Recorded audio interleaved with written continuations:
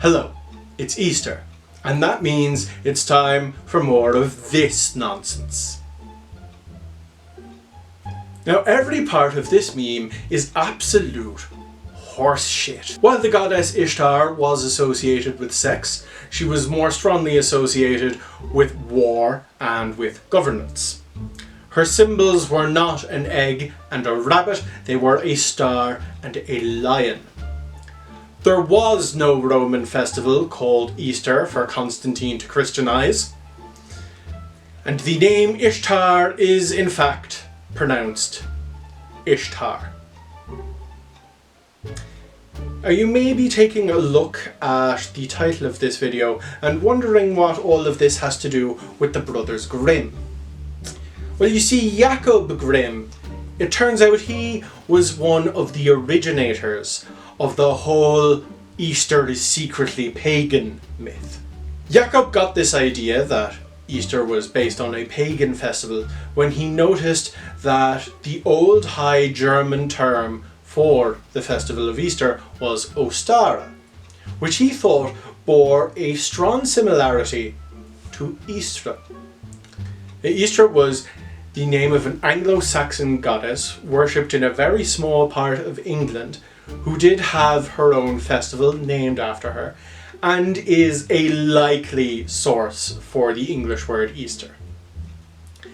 And he decided that because Istra and Ostara are very, very similar words, both referring to the same festival, that the Anglo-Saxon goddess Istra must have derived from a theoretical German goddess that Jakob chose to name Ostara.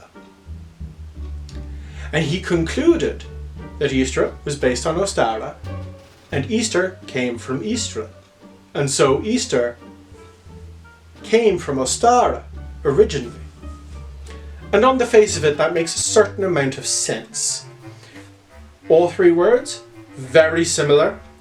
It would be a very odd coincidence if Istra, having her own festival named after her, is not connected to the festival of Easter in some loose way.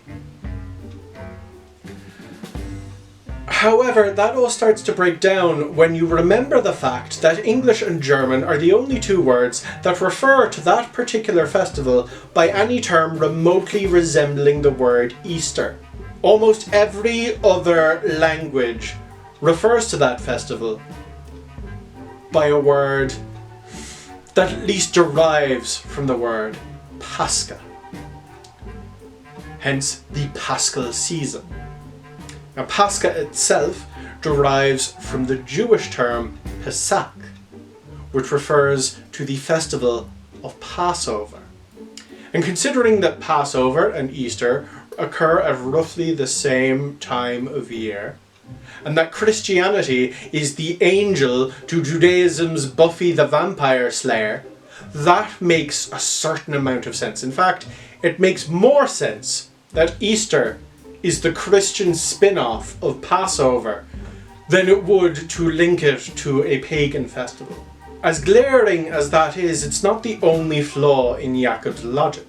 One of the countries most influential in the Christianizing of Germany was England. I have some idea of what you're thinking. Hold on, if England was helping to bring Christianity to Germany, doesn't it make more sense to say that Easter is probably where Ostara came from instead of the other way round? Why would he say it was the other way round? The reason why he'd say it was the other way around is that Jakob Grimm, and his brother Wilhelm actually, was a massive nationalist. They were both intent on raising the esteem and prestige in which Germanic culture was held on the global stage. There wasn't much prestige for Germany in the idea that Ostara came from Easter, but there was if you switched it around. And that seems to have been his strongest motivation for coming to that conclusion. He was less interested in finding a genuine source for where the term Easter came from than he was in highlighting and elevating Germanic culture. Now, did these nationalistic tendencies influence the later works of the Brothers Grimm, in particular the Grimm's fairy tales? We'll talk about that in another video.